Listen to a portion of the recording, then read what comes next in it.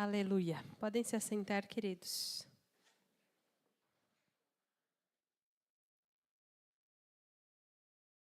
Vamos falar um pouco sobre como conhecer ao Senhor transforma as nossas vidas, transforma a nossa visão, nossa forma de ver as coisas. Amém?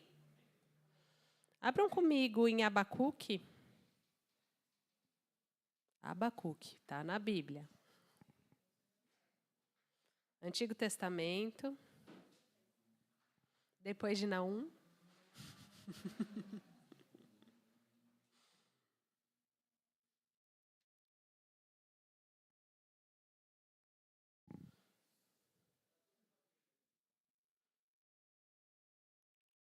Abacuque, nós vamos ler primeiro o capítulo 1, no versículo de 1 a 4. Diz assim, a mensagem que o profeta Abacuque recebeu. A mensagem que o profeta Abacuque recebeu. Até quando clamarei e não escutarás, Senhor? Ou gritarei a ti violência e não salvarás? Por que razão me fazes ver a maldade e a opressão? A destruição e a violência estão diante de mim. Também a contendas e o litígio é comum. Por causa disso, a lei se afrouxa e a justiça nunca se manifesta, pois o ímpio cerca o justo, de modo que a justiça é pervertida. Para a gente entender um pouco o contexto aqui de Abacuque, antes do texto principal que eu vou ler, você vê que ele está angustiado. Sim ou não? Até quando, Senhor? Até quando eu vou clamar e você não vai escutar? Até quando eu vou dizer violência e não salvarás? E aí ele começa com esse questionamento ao Senhor, e o Senhor vai respondendo diversos pontos, diversas questões ao longo do livro de Abacuque, que recomendo muito que os irmãos leiam, afinal tem só 3 capítulos, é bem tranquilinho de ler. E eu quero que vocês vão comigo agora em Abacuque 3. A gente vai ler o finalzinho, do 16 até o 19.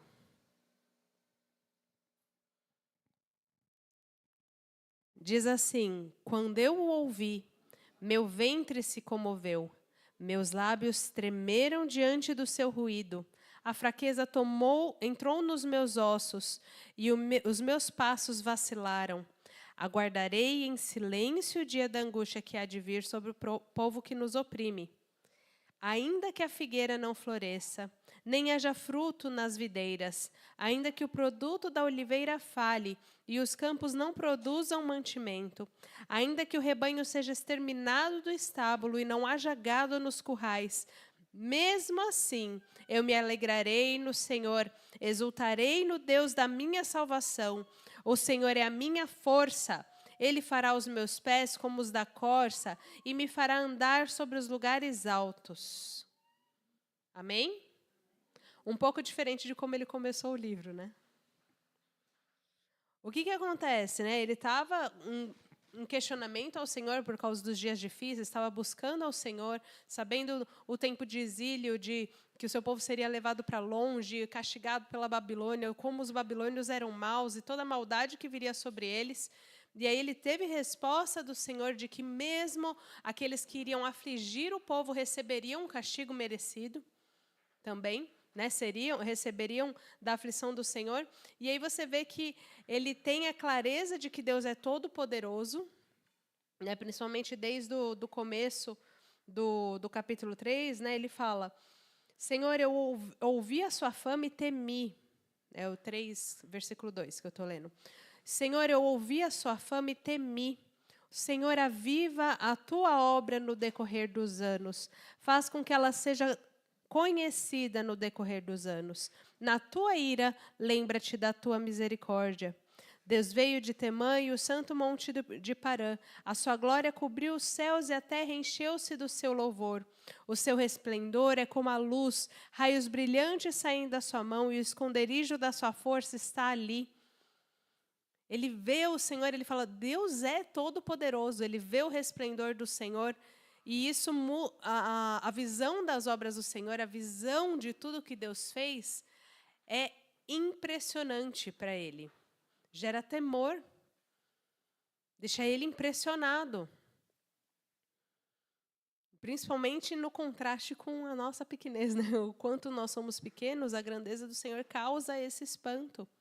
E aí depois você vê do 5 ao 11, ele vai falando, a peste vai diante dele, a praga destruidora o segue, para e mede a terra, olha e sacode as nações, os montes antigos se destroem, as velhas colinas se abatem, o seu andar é assim desde a eternidade. Vejo as tendas de Cuxã em aflição e as cortinas da terra de Midian tremem.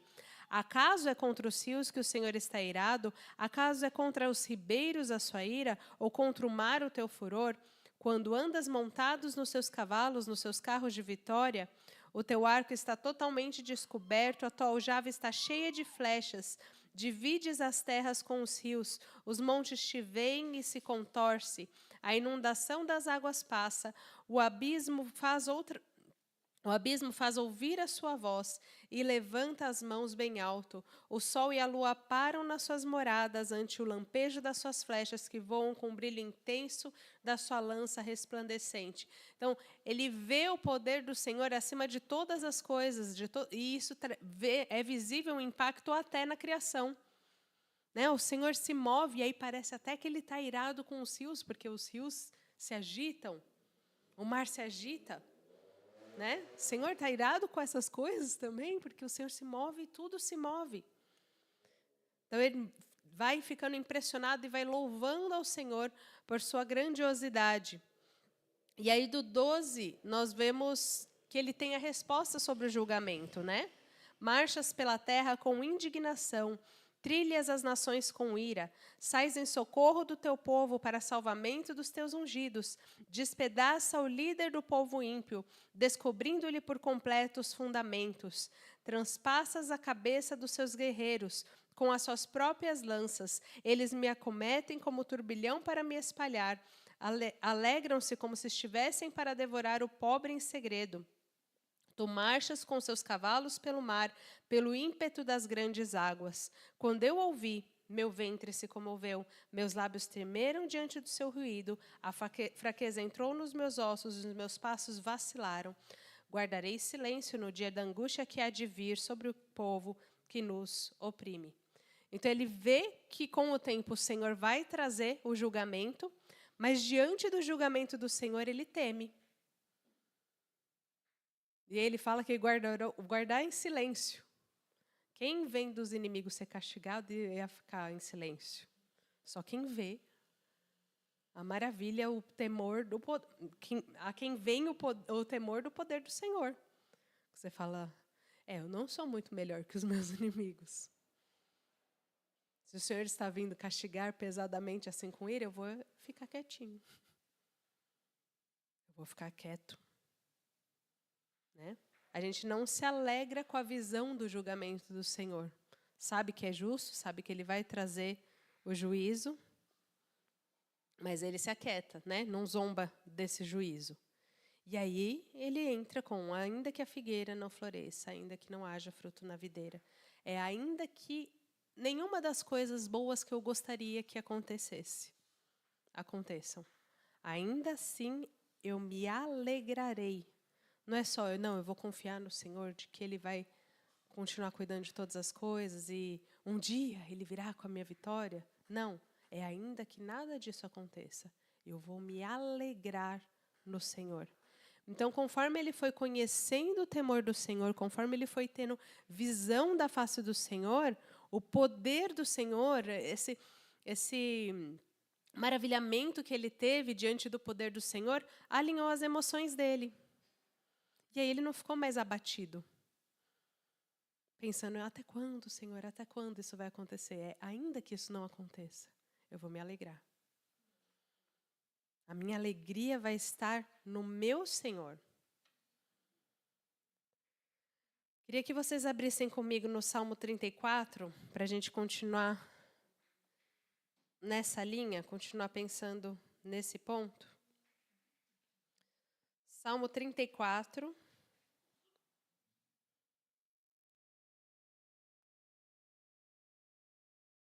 Nós vamos ler do 1 ao 8. 1 ao 8 não, 1 ao 9.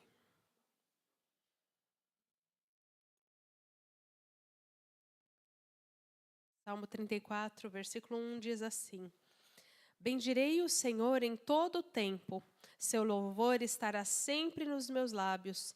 Minha alma se gloriará no Senhor. Os aflitos ouvirão isso e se alegrarão. Engrandecei ao Senhor comigo, e juntos exaltemos o seu nome. Busquei o Senhor, e ele me respondeu. Livrou-me de todos os meus temores. Olhai para ele e ficai radiantes. O vosso rosto jamais mostrará frustração. Esse pobre homem clamou, e o Senhor o ouviu. Livrou-o de todas as suas aflições. O anjo do Senhor acampa ao redor dos que o temem e os livra. Provai e vede que o Senhor é bom. Bem-aventurado quem nele se refugia. Temei o Senhor, vós, seus santos, pois nada falta aos que o temem. Então, as obras do Senhor, o livramento do Senhor, o agir dele gera louvor. Diante da resposta do Senhor, ele buscou o Senhor e o Senhor respondeu, livrou do medo, livrou do que afligia o coração dele. E aí ele fala, os aflitos ouvirão isso e se alegrarão. Então, o louvor que nós entregamos ao Senhor, o nosso coração transformado diante do Senhor, também transforma os aflitos à nossa volta. Amém? Porque isso faz crescer o conhecimento do Senhor. Tipo, olha, eu estou vendo o que o Senhor está fazendo na vida do meu irmão. O Senhor livrou dos temores, também livrará da minha aflição. E aí por isso que o Salmo continua também, né? Olhai para ele e ficai radiantes, o vosso rosto jamais mostrará frustração. Porque aí quando olhamos para o Senhor, as frustrações perdem lugar. Não é que não existe frustração, ou não existe tristeza, ou que você não vai se sentir aflito, mas que tudo isso perde lugar diante do Senhor, diante da alegria de estar com Ele. E é interessante que ele continua no 8, né? Provai e vede que o Senhor é bom. Feliz o homem que nele confia. E aí, provar e vede aqui não é, eu vou fazer uma prova para o Senhor, vou ver se ele passa. Né? Vou aqui colocar algumas coisas, e aí, se o Senhor me responder nesse sentido, eu provei que ele é bom. Não é isso, não é uma prova para ele passar. É provar muito mais no sentido de experimentar. Experimente do Senhor e veja que ele é bom. Viva com o Senhor, conheça a bondade do Senhor e perceba que ele é bom. Conheça profundamente. Amém? A gente podia ter sido completamente condenado pelos nossos pecados e seria completamente justo. Sim ou não? Oh, tem alguém aqui que não precisaria do sacrifício de Jesus. A gente poderia e deveria ser condenado pelos nossos pecados. Mas ele decidiu fazer diferente. Ele falou, não os quero longe de mim. Eu os quero perto. Então eu vou fazer o caminho para que eles possam ficar perto de mim. E é isso que a gente vai ver lá em Isaías 53.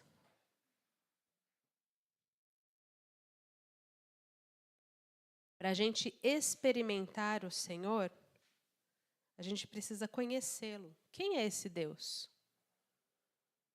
Como que a gente vai testemunhar?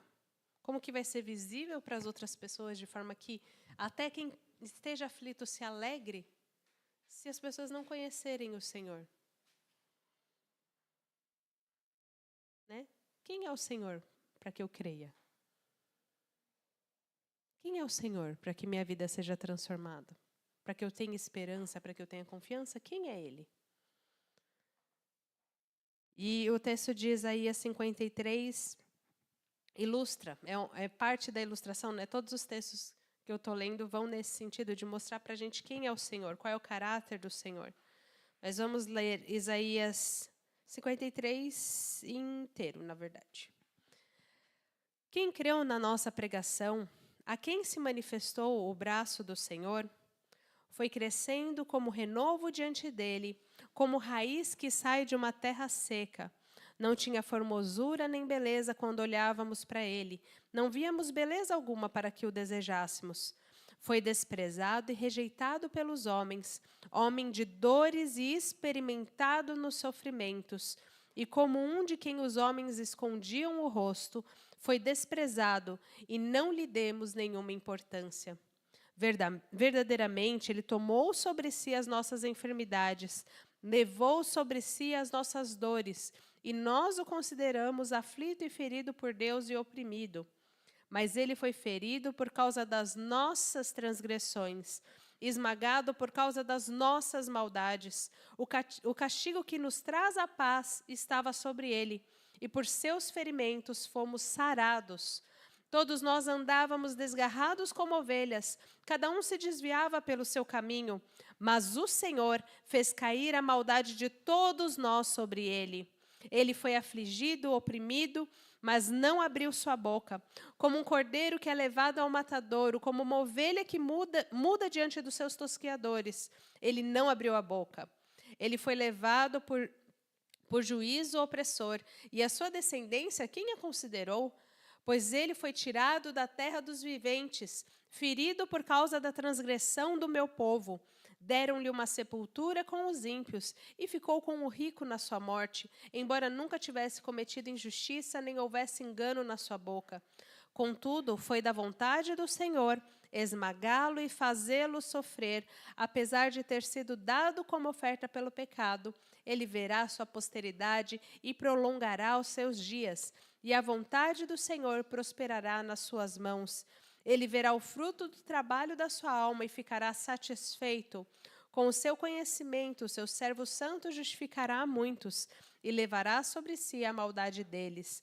Por isso eu lhe darei uma porção com os grandes, e ele repartirá o despojo com os poderosos, porque derramou a sua vida até a morte e foi contado com os transgressores, mas ele levou sobre si o pecado de muitos e intercedeu pelos transgressores. Esse é o nosso Deus. Esse é o nosso Senhor. Que para resgatar aquele que estava perdido, aquela ovelha que estava andando segundo os seus próprios caminhos, para resgatar essa ovelha, ele se tornou experimentado no sofrimento. Ele experimentou o sofrimento. Todo ele, que era destinado a nós. Por completo. Então, Deus conhece profundamente o sofrimento. Às vezes a gente pensa, né, ninguém sabe pelo que eu estou passando, ninguém sabe o que eu estou sentindo, mas Deus sabe. Ele é experimentado no sofrimento. Ele sabe mais profundamente até do que você. O que essa dor produz. E ele sofreu por essa dor também. Mas esse castigo que foi colocado sobre ele é o que nos traz a paz para com Deus. Esse é o Senhor. É verdade, sim, é verdade que muitas vezes a gente vai orar e Deus vai nos livrar de doenças, e Ele vai nos livrar de sofrimentos, Ele vai nos livrar de cirurgias, vai nos livrar de diversas coisas. É verdade. Mas ainda que Ele não fizer, ainda que a gente passe por dores, ainda que a gente passe por perdas, ainda que a gente passe por sofrimentos, ainda que a gente passe por cirurgias, ainda que a gente passe por cânceres e diversas coisas, ainda assim, Ele é o Senhor. Ainda assim, Ele é bom. O caráter dEle não muda. A fidelidade dEle não muda. E nisso a gente deve colocar a nossa fé. A nossa fé, inclusive, no sentido da nossa confiança, né? Quando a gente fala, eu tenho fé de que isso vai acontecer, às vezes a gente tem a sensação de que é a nossa fé que vai produzir coisas, né? Porque eu penso que isso vai acontecer. A fé não é pensamento positivo, né? Porque eu quero muito que isso aconteça, tenho fé que isso vai acontecer, vai dar certo. Mas o que faz acontecer ou o que faz deixar de acontecer é o Senhor. Ele é soberano sobre todas as coisas. Aí a nossa fé não deve ser no sentido de querer com vontade. A nossa fé deve ser no sentido da nossa fidelidade para com Deus, acima de qualquer circunstância. Ainda que a figueira não floresça, ainda que não tenha fruto, ainda que a gente perca tudo, a gente conseguir se alegrar no Senhor. Amém? Assim como diz também em Hebreus 12:3, diz: assim considerai aquele que suportou tal oposição dos pecadores contra si mesmo, para que não vos canseis e fiqueis desanimados. Então, considerar essas coisas, poxa, eu estou muito triste, estou muito angustiado, estou muito chateado. Vai abrir Isaías 53, vai ler de novo, para você considerar. Tipo, vou considerar aquele que sofreu todas as coisas, que recebeu todo o castigo de Deus no meu lugar, para que eu não canse, para que eu não fique desanimado. Aquele que era digno de todas as coisas, de toda a honra, de toda a glória, passou por tudo isso, se tornou experimentado no sofrimento, para que eu pudesse ver a Deus. Então, não vou deixar essa situação me cansar. Não vou deixar essa situação me desanimar. Então, considere. Veja esse conselho do livro de Hebreus para você. Considere quem passou por tudo isso, para que você não se canse e não fique desanimado. Amém?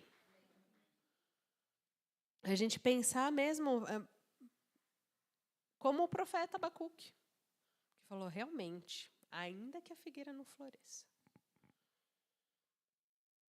ainda que eu perca tudo, ainda que Deus não responda as minhas orações do jeito que eu espero que Ele responda, eu vou me alegrar no Senhor.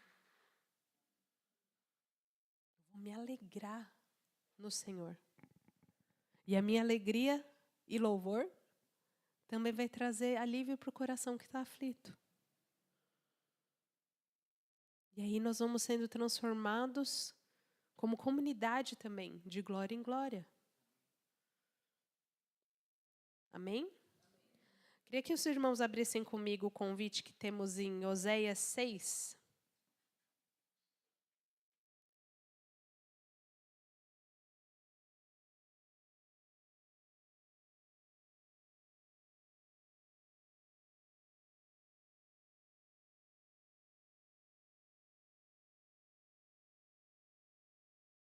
Oséias 6, nós vamos ler do 1 ao 3. Diz assim: vinde e voltemos para o Senhor, porque Ele nos despedaçou, mas haverá de curar. Ele nos feriu, mas cuidará das feridas. Depois de 2 dias Ele nos revivificará. No terceiro dia nos levantará e viveremos diante dEle. Conheçamos e prossigamos em conhecer ao Senhor. Como o sol nascente, a sua vinda é certa. Ele virá a nós como a chuva, como a primeira chuva que rega a terra. O Senhor tem cura para nós. Tem restauração para nós, e isso só é achado nele. Não. O Senhor nos despedaçou, mas haverá de curar. Nos feriu, mas cuidará das nossas feridas. Então, mesmo as dores que nós sofremos, as perdas que nós temos, o Senhor está conosco.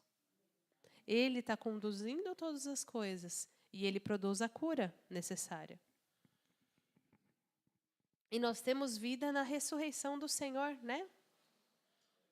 O que diz aqui?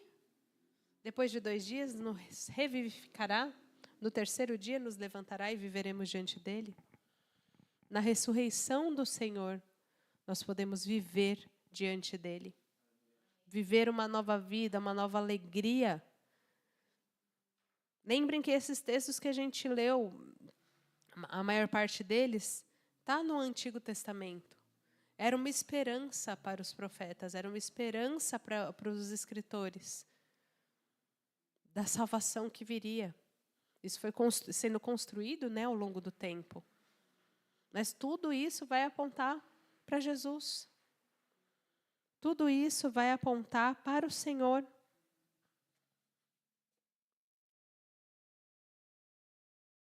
Tudo isso nos leva a Ele. Amém? Queria que os irmãos abrissem em João 14.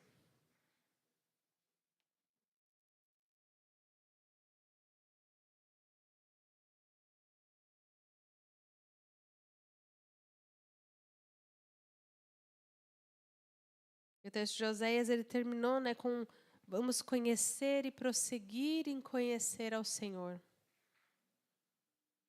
Quanto mais nós o conhecemos, mais nós o amamos, mais nós queremos obedecer.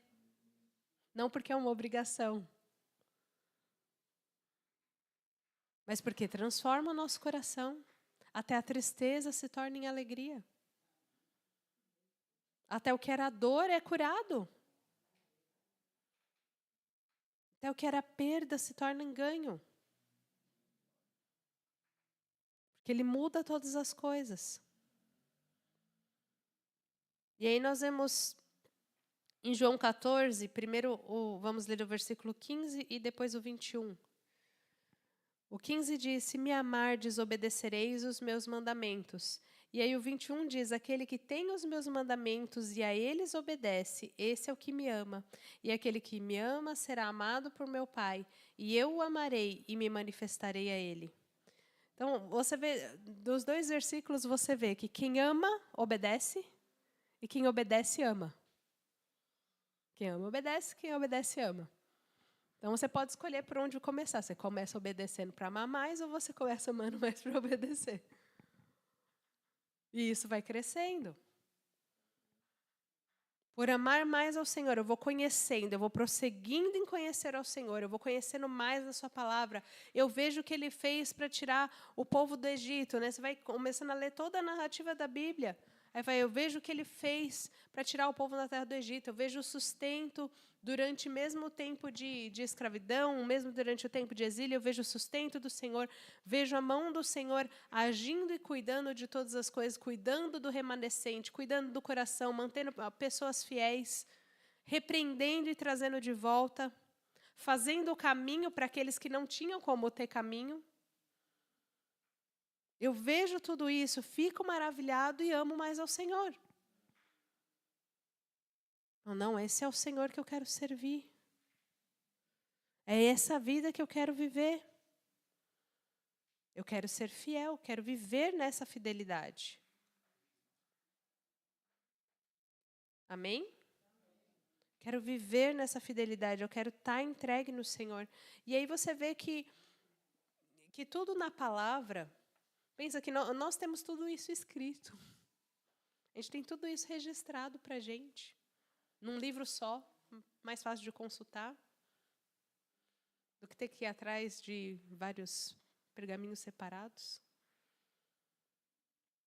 Nós temos acesso a tudo isso e a gente vê que tudo na palavra, vê todos os textos que a gente leu, todos eles interligados. Mesmo com muitos escritores, mesmo com muito tempo entre um texto e outro, está tudo conectado, porque o autor da história é o mesmo. Aquele que é o autor da nossa fé, o autor da nossa confiança. Então, conhecer ao Senhor nos leva à confiança, nos move no sentido de confiar na fidelidade dEle. E você vai conhecendo mais e mais, você fala, não, esse Deus é fiel. E aí você vai olhando na sua própria história também e vê a fidelidade do Senhor. E aí isso cresce com o tempo. E aí essa confiança que você tem no Senhor produz a fidelidade em nós. Ou pelo menos deve produzir a fidelidade em nós. Que é assim como o Senhor é fiel, eu também serei fiel. Eu vou me alegrar mesmo que a figueira não floresça. Mesmo que não aconteça nada do que eu estou orando, do que eu estou pedindo, eu vou me alegrar. Porque eu confio na fidelidade do Senhor. E aí também essa fidelidade do Senhor em nós, o nosso agir, o nosso caminhar em fidelidade também muda a nossa visão sobre as coisas. Ao invés da gente começar, da gente continuar as nossas orações no até quando, Senhor, a gente vai se alegrar. A resposta para as nossas dores, a resposta para a nossa aflição, a resposta para as nossas dificuldades é conhecer ao Senhor. É buscar mais ao Senhor, porque é Ele que renova as nossas forças. Ele é fiel para cumprir tudo que Ele prometeu. E Ele prometeu que Ele voltará. Ele prometeu desde o princípio que faria um caminho para que até os gentios, para que até os pecadores pudessem ir até Ele, para que até os pecadores pudessem ter reconciliação com Deus. E Ele cumpriu. E Ele prometeu que voltará, que vai enxugar dos olhos toda lágrima, que vai fazer novos céus e nova terra. E Ele é fiel. E a gente pode confiar na fidelidade do nosso Senhor e nos alegrar, ainda que a gente esteja em aflição hoje, porque Ele é o que fará nova todas as coisas. Amém? Feche os seus olhos.